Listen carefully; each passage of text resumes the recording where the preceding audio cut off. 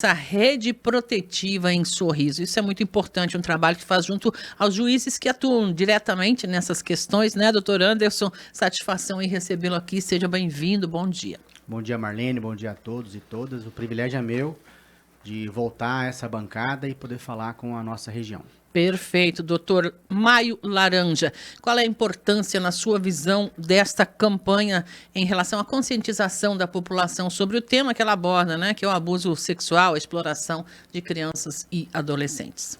Marlene, infelizmente esse é um assunto que não sai de pauta, né? A exploração sexual infanto-juvenil, ela está sempre em evidência, com números preocupantes e alarmantes em Sorriso, números que preocupam a nível de estado, números que preocupam a nível nacional e números mundiais, que demonstram que esse é um sério problema social que nós precisamos enfrentar todos os dias. E é muito bom nós termos um mês todo para elencar esse assunto como uma das principais prioridades que a sociedade precisa se envolver, que é a proteção da nossa criança e a proteção do nosso adolescente em algo tão crucial, que é a proteção da sua dignidade sexual. Nós sabemos que esse é um tipo de crime que ele deixa sequelas eternas em qualquer pessoa, ainda mais quem passa por esse tipo de violência na sua primeira fase de vida ou na sua segunda fase de vida. Então é muito importante nós termos um mês todo para discutir isso, para alertar a sociedade, para estimular as denúncias e para franquear para a sociedade todos os canais que nós temos para isso, para receber denúncia e trazer à tona o que nós estamos fazendo para punir esses marginais que continuam insistindo no abuso. Muito bem. Hoje, inclusive, o próprio judiciário divulgou números, né, em relação a isso. Parece que houve um crescimento, eu diria que significativo. Para o Estado, mais de 20%. Sorriso se encaixa nessa média? Como é que o senhor vê os números hoje? O que nós temos das últimas estatísticas, Marlene, infelizmente, Sorriso continua aí na ponteira de ranking nacional de crime sexual infanto-juvenil. Não é só ponteira estado, né, mas ponteira de ranking nacional. O Brasil continua com números alarmantes, né? Nós temos, e lembrando que esses números, eles não são confiáveis em que sentido? De cada uma denúncia que é registrada, se estima que pelo menos outras 10 não foram. Então isso é muito preocupante, né? Se você levar em conta, os números dizem que todo ano nós temos aí mais de 500 mil denúncias no país sobre isso. Os números dizem que a cada 6 minutos nós temos um crime sexual contra uma pessoa no Brasil, sendo que de todos esses crimes sexuais praticados, 76% são contra criança e são contra adolescente. E de todos os crimes praticados contra criança e adolescente, 88% são contra as nossas meninas. Então, nós temos números que, mesmo subnotificados, já são preocupantes. Imagina se soubessem de tudo que acontece. Se nós levarmos em conta exatamente que a realidade é muito mais grave, isso com certeza precisa nos chocar e nos mobilizar enquanto sociedade para tratar esse assunto com a seriedade e com a prioridade que ele merece e que precisa. Essa subnotificação talvez esteja no rol dos desafios enfrentados. Quais seriam os principais que enfrenta aí a rede em relação a esse tema, doutor? O abuso sexual, por todas as suas circunstâncias, ele ainda é tratado como um tabu, né? Infelizmente, nós ainda sabemos de casos em que as pessoas que têm o dever familiar de cuidado, ou pessoas que fazem parte daquele ciclo social da criança, ao tomar conhecimento de indícios ou de uma suspeita, preferem não se envolver, preferem não denunciar e deixam a vítima à própria sorte, para que ela, sendo criança abusada ou uma adolescente abusada, para que ela então faça a denúncia, porque para ela é muito mais difícil fazer denúncia, Com porque certeza. existe não só a vergonha, etc., mas geralmente o crime sexual está associado a uma ameaça real de crime contra a vida. Então, a vítima, ela é violentada e quando ela toma consciência que aquilo é uma violência, ela ainda é ameaçada severamente, pelo seriamente. abusador. Então, para que não tenhamos mais subnotificação, nós precisamos que todo mundo se envolva. e que as pessoas entendam que esse é um assunto que, no menor indício, a melhor coisa a se fazer é denunciar, para que num procedimento sigiloso isso possa ser investigado. Se não houver nenhum tipo de ilícito, melhor, graças a Deus, foi uma falsa suspeita, isso é arquivado e pronto. Mas, se tiver sinais de abuso, para que, primeiro, a vítima possa ser protegida e tratada, e segundo, para que quem agrediu possa ser responsabilizado e cesse esse ciclo, porque o abusador sexual, ele é um predador social, ele age em série. Uhum. Os estudos científicos, os dados estatísticos demonstram isso, que o abusador sexual, ele é um criminoso em série, ele não para, não vai se limitar a uma investida. Uhum. Então, achar que um determinado crime sexual foi algo esporádico e que não vai mais acontecer, não vai se repetir, etc., é um absurdo. Eu vi hoje, inclusive, notícias de uma prisão em Lucas do Rio Verde, de um cidadão que, né, abusou, estuprou a própria enteada em Sinop 5 vezes entre fevereiro e abril, diria-se. É muito grande essa incidência para uma criança. Exatamente. É terrível pensar isso, né, doutor? Exatamente. E esse é o perfil do abusador. Ele é um predador social, ele vai agir de forma seriada, sequenciada. E é dissimulado, né? Dissimulado. Geralmente, as estatísticas falam que 86% dos abusadores são pessoas próximas à vítima. Amigo, familiar. E por isso são pessoas próximas ao núcleo de proteção daquela vítima. Uhum. Então, a maioria desses crimes, ele não se dá com um rapto violento, a criança não é tomada do meio das pessoas. Sequestro na rua. Não é raptada, a maioria não é assim. É quieto, é silencioso que ele vai agindo. Existe um processo de envolvimento da vítima, de estabelecer confiança, para daí acontecer o abuso. Então, é muito importante que todos estejam atentos. E também tem um outro número que é tão preocupante igual. Existe um ranking mundial, Marlene, que estabelece entre os países sobre a exploração sexual virtual. Ah, sim. E o Brasil saltou de 2022 da 27ª posição para esse ano, ele passou a ser o 5º país no ranking mundial na exposição e na exploração sexual na internet. O quanto há de canais e sites e etc. na internet brasileira, tanto para divulgar e promover a exploração sexual infanto-juvenil, inclusive com comércio de foto, vídeo, Sim. como também como chamariz para atrair crianças e adolescentes para ambientes de exploração e de violência. Então, seja no mundo real, seja no mundo virtual, o cenário é ruim, o cenário é perigoso e inspira total atenção e total observação dos pais, dos responsáveis, dos avós, dos tios, dos amigos, de todo mundo que está envolvido e que tem uma parcela de responsabilidade no cuidado com as nossas crianças e os nossos adolescentes. A questão social, só eu ia perguntar, a gente falava do perfil, né, do predador sexual, que dá para até nominar desta maneira um ser humano que faz isso.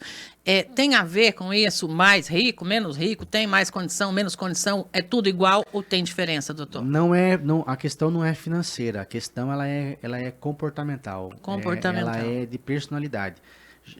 A maioria tem uma personalidade envolvente, cativante, né, para conquistar mesmo a confiança, porque segundo todos que já foram entrevistados, a maioria, parte do prazer está na conquista da criança, em atrair a criança. Em cativar, em conquistar a confiança, da inocência, exatamente. De iludir, de ludibriar, de enganar, e aí entra a violência sexual. Não dá para ter dó. Diga, Milena, desculpa eu te interromper. É interessante o doutor falar sobre essa questão do comportamento, porque muitas vezes quando a gente fala sobre estupro ou algo assim, ou abuso, muitas pessoas pensam assim, mas é porque, né, uma pessoa que não tem convivência com outra pessoa e não tem relação com um adulto ou algo assim, e na verdade não é. Tem muitos deles que são casados, que têm filhos, que isso realmente reflete no comportamento. Sim. Ele tem atração pela inocência da criança. Exatamente, perfeito, exatamente isso. Faz parte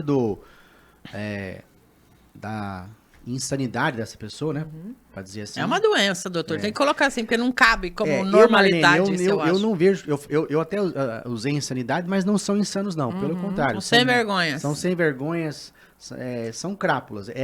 Tudo é feito com muita consciência, tudo é meticuloso, é muito bem pensado. Aquilo, esse processo de conquistas, às vezes leva meses. Então, é tudo premeditado, sabe?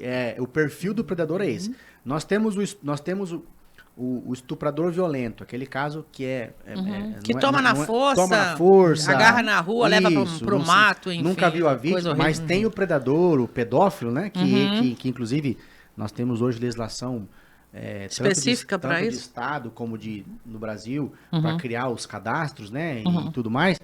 O pedófilo, o predador, ele Ele é diferente, né, doutor? como o nome diz, ele está à caça. E ele não tem preguiça de caçar todo dia. Doutor, o senhor pode ficar um pouquinho mais conosco? Claro. Antes da gente ir para o break, o senhor citou aí o cadastro do pedófilo. Dá para falar um pouquinho mais, Sim. até para dar uma assustada em quem pensa em se tornar isso na vida? O Estado de Mato Grosso foi um dos precursores no país a criar esse cadastro, né? A Assembleia Legislativa tem tanto um cadastro de pedófilo quanto um cadastro de agressores de mulheres. Essa questão acabou parando no STF para discutir se isso era constitucional ou não. E o ano passado o STF decidiu por unanimidade que é constitucional. Pode sim, manter. Pode manter o cadastro. Então o Estado de Mato Grosso agora está estruturando esse cadastro e muito em breve ele vai estar disponibilizado. O cadastro de pedófilos e o cadastro dos agressores de mulheres. E aí nós tivemos a nível de Brasil também, desde 2020 já tinha uma legislação nacional criando um banco de dados, mas não um banco de dados para fins de acesso público, para catalogar mesmo a estatística desse tipo de violência. E para a autoridade lidar Isso, como pro precisa. crime sexual. Certo. E aí, nós temos desde o ano passado, se eu não me engano, que o governo federal sancionou um projeto de lei que é de iniciativa de uma senadora do Mato Grosso, da Buzete, que criou, então, esse cadastro nacional dos pedófilos e dos agressores sexuais. Essa lei foi sancionada, ela está em vigência e também agora já está em processo de estruturação para ser franqueado para a população brasileira o acesso, para que, inclusive, o cadastro prevê os dados, o nome do agressor, foto, CPF e os locais que ele mora e os locais que ele frequenta de trabalho, etc. Para que as pessoas possam saber quem é. Perfeito. Se justamente nós estamos lidando com um tipo de... Que não tem cura, de né? Não predador aprende. Não... que age na surdina, você precisa saber com quem que você está lidando. E as pessoas têm direito a saber com quem elas estão lidando. Por exemplo, você vai confiar os cuidados do seu filho para um terceiro. Você precisa saber com quem que você está lidando. Né? Com certeza. O seu filho frequenta um estabelecimento que lá tem pessoas que prestam serviço e você tem que saber. Então, esse cadastro vai ser muito importante. Ele está em processo de estruturação e acredito eu que logo aí, no logo das coisas públicas, isso possa estar disponível na velocidade da para a luz. sociedade. Doutor, como é que a rede protetiva lida em relação às vítimas e como é que a rede faz para garantir, ou pelo menos o máximo que for possível, que as denúncias sejam apuradas?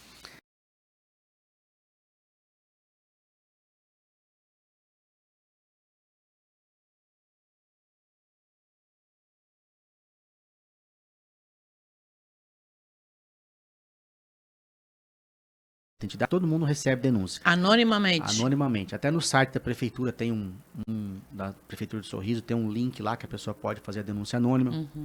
E a partir daí que recebe a denúncia, toma-se um primeiro cuidado de preservar a vítima e a família da vítima, onde você coloca essa vítima por uma escuta especializada ou por um atendimento psicológico chamado depoimento especial, que é feito por psicólogos, para entender da vítima mais detalhes sobre aquilo, se realmente que contexto ocorreu, como ocorreu, quem foi, etc, etc, etc. Se vier à tona que não tem nada, arquiva e pronto. Mas se tiver sinais de que realmente há abuso, a partir daí você coloca a vítima e a família num processo de acompanhamento e terapia e é encaminhado para a polícia para fins de investigar e promover a punição do agressor sexual. Aqui em Sorriso nós temos uma articulação muito boa de todos os órgãos públicos que atuam É um conjunto, nesse enfrentamento. Graças a Deus, a rede ela existe desde 2017, cada ano que passa ela se fortalece mais, e o objetivo da rede é cada vez mais trazer mais estruturas para cá. Por exemplo, como nós falávamos antes aqui no intervalo, para que nós possamos ter em breve em Sorriso uma delegacia especializada, né? Além do núcleo de um núcleo que é muito importante, foi uma conquista, uma vitória, e atende a sociedade, mas uma delegacia especializada, com mais profissionais, com uma estrutura ainda melhor e maior para atender e enfrentar esse tipo de crime bárbaro. Até porque todos os casos acabam caindo nesse espaço, né, para investigação, doutor. Sim. E hoje, inclusive, num lapso aí, a gente está sem uma delegada mulher em Sorriso, que faz muita diferença nesses casos, né? É notório o trabalho que a doutora Jéssica fez aqui, e não se compara uma mulher conduzindo esse tipo de pauta. Perfeito. É essencial que se mantenha uma mulher conduzindo essa pauta aqui em Sorriso, na delegacia, no núcleo, né? E que com uma mulher isso possa evoluir para uma delegacia especializada. É o pleito que a rede tem feito ao governo do estado, e que nós temos a plena confiança que o governo do estado fará a substituição por outra delegada, que vai dar sequência nos trabalhos que a doutora Jéssica mantinha aqui, que com certeza a Polícia Civil vai continuar, junto com a Polícia Militar e os órgãos de segurança, dando o enfrentamento que é necessário para esse tipo de crime bárbaro. Diga, Milena. Doutor, com relação à exposição nas redes sociais, o senhor tinha dito agora há pouco que inclusive tem um mercado, né, um mercado negro com relação a vendas de vídeos, de fotografias infantis, né? Qual que é a orientação que o senhor traz com relação a essa exposição? Porque a gente sabe que muitas vezes os pais querem postar ali o dia a dia dos filhos, e muitas vezes colocam eles em uma forma que fica em evidência, né? Evidenciando a hora do banho ou algo assim. É preciso tomar cuidado com relação a esse tipo de coisa? Sim. Primeiro porque tudo que você posta na internet não é mais seu, né? Isso passa a ser domínio público, e as pessoas... Hoje em dia, inclusive, é muito fácil pegar um vídeo de qualquer um de nós aqui e com inteligência artificial moldar aquilo e dar o fim que você quiser e a conotação que você quiser, inclusive sexual. A deepfake tem tudo isso. Infelizmente isso existe. Minha sugestão e minha orientação para os pais: perfil que envolva a criança, que seja perfil fechado, para a família, para os amigos, para as pessoas. Eu sei que é importante você postar isso para que o parente próximo, o parente distante veja, a avó, às vezes são pais separados, tudo isso. Mas mantenha perfil fechado e permita que tenha acesso ao perfil só de realmente quem você conhece. Confia. Entenda que para o seu filho, para sua filha ser feliz, ele não precisa ser uma celebridade, ele precisa ser amado, ponto. Então, se preocupe primeiro em proteger, que é o que mais importa. E se você se deparar na internet com qualquer link, seja lá o que for de acesso que tenha conotação sexual infantil juvenil, denuncie. Copia o link, manda para a polícia. Nessas mesmas instituições que o senhor já citou. Exatamente, copia o link, denuncia. Entra no site da prefeitura, faz denúncia anônima, copia o link. Por quê? Porque o Estado não tem como ele vigiar tudo e todos ao mesmo tempo. Sim. Na verdade, é preciso que a sociedade faça parte desse processo de vigilância, de fiscalização, e denuncie, para que o Estado, com a denúncia, possa agir. E o pai também tem que monitorar o que o filho vê no celular, na internet. Constantemente, né? Assim, lembre, você é responsável pelo seu filho, pela sua filha, enquanto ele está na sua casa, sobre os seus cuidados, sobre o seu sustento, sobre a sua educação, a sua orientação, você é responsável. Então, não tenha receio de exercer autoridade, de controlar celular, de ter acesso, de olhar, porque os predadores, eles são sagazes, eles usam de tudo que é tipo de artifício para enganar, inclusive usando perfil falso, se passando por criança, se passando adolescente, para atrair o seu filho e a sua filha para um mundo em que ele vai ser aliciado, que ela vai ser aliciada, para fins de conotação sexual. Às vezes o seu filho e a sua filha vai ser iludido a mandar fotos do corpo dela, e isso vai ser vendido. Isso vai ser comercializado. Olha, o tal do pedir um nude, né? Um semi-nude, essas coisas que nas conversas aí podem ocorrer. É grave, o senhor citou inclusive a palavra perigo antes, né? Que tá perigoso esse mundo. Doutor, infelizmente o nosso tempo está indo para o fim, então eu vou pedir que o senhor nesses últimos minutos aí deixe o seu recado, o que ficou para trás aí que a gente não conseguiu trazer e o que é mais importante que todos nós prestemos atenção, enfim, para mitigar isso tudo, diminuir o risco para as crianças, principalmente. Marlene, primeiramente agradecer o grupo, Maninha, vocês, por sempre estar colocando em pauta assuntos que são de extrema relevância e importância. E concitar a sociedade a se envolver cada vez mais na vigilância e no cuidado das nossas crianças e dos nossos adolescentes. E principalmente aos responsáveis legais, aqueles que estão no cuidado direto. Ame muito e ame ao ponto de você vigiar com amor, porque é assim que nós temos que agir para cuidar daquilo que nós recebemos de mais precioso na vida, que são os nossos filhos.